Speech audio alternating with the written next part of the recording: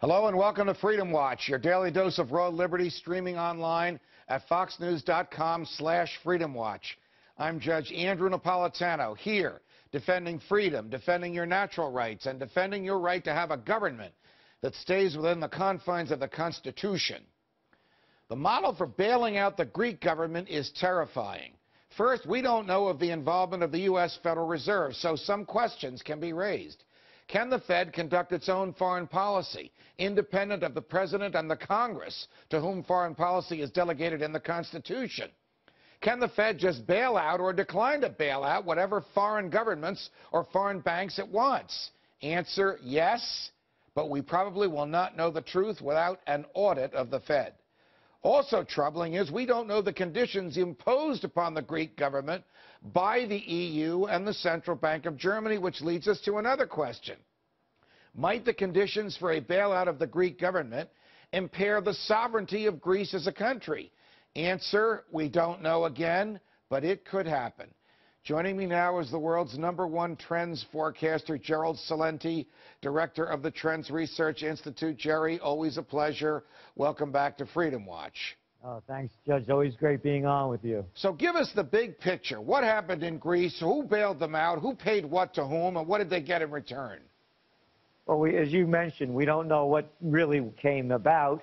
You're not telling us what went on with the bailouts in America. They still haven't opened up, despite lawsuits against the Federal Reserve in trying to free up that information that we should all know. But the reality of what's going on is the big picture. The global financial systems are collapsing.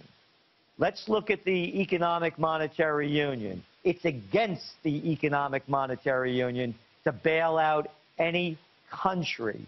And as we know, the budget deficits in Greece far exceed the 3% prescribed by the economic union, the 3% of the GDP, the budget deficit to GDP. It's about 13%.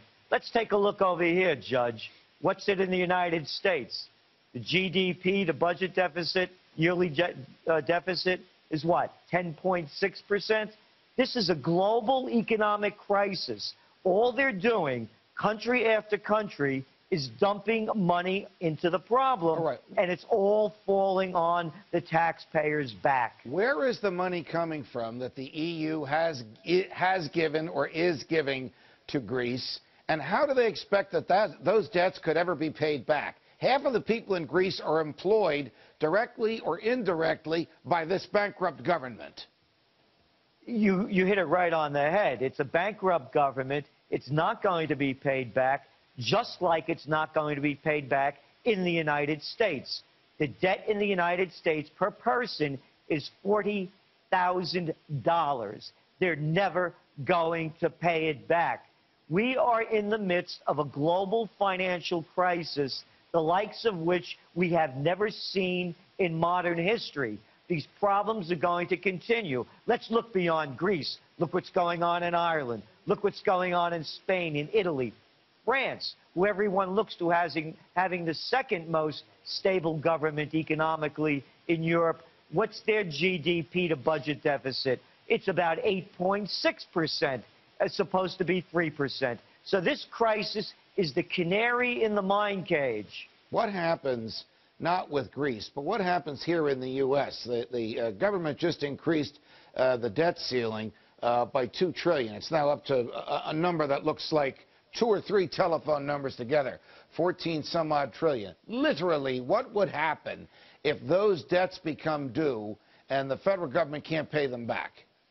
Well, we're seeing it already. Look what's going on with all the bonds in the United States. We have California that's on the brink of default. The Fed's pumping money into it, and they're doing it over and over again. We're in for the greatest depression. It's going to be a financial crisis. It's already happening.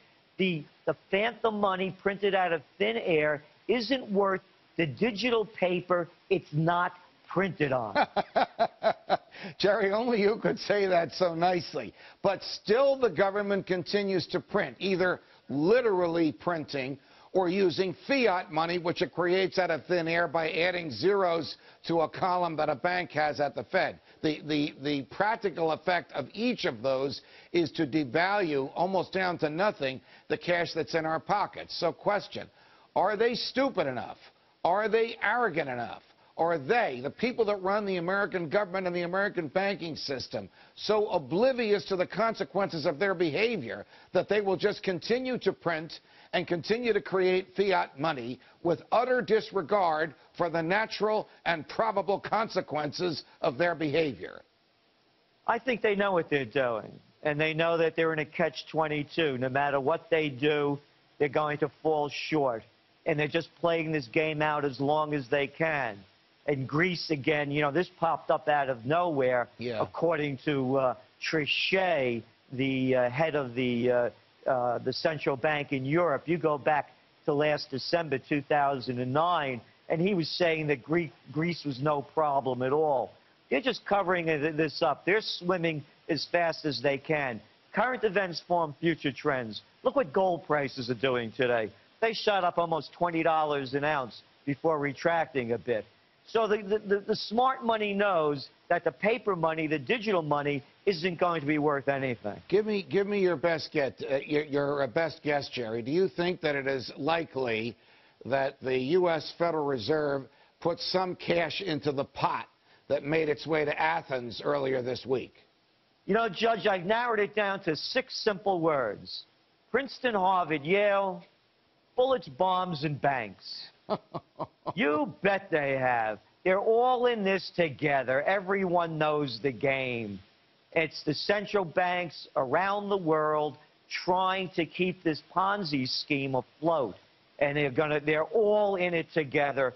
And they're all worried about the future. And they're all going to tell us that, don't worry, it's under control. The Great Depression has been avoided. It hasn't. They've only covered it up. I always thought that politicians would just try and push these problems into the future, that George Bush just wanted to push the debt that he created into whoever would succeed him, and that President Obama would try and do the same, certainly beyond the midterm elections. But at some point, they can't push it any farther. And at some point, they will have to answer to the voters, to history, to the laws of nature, won't they, for the catastrophic consequences of their inability to understand Economics 101. What do you think?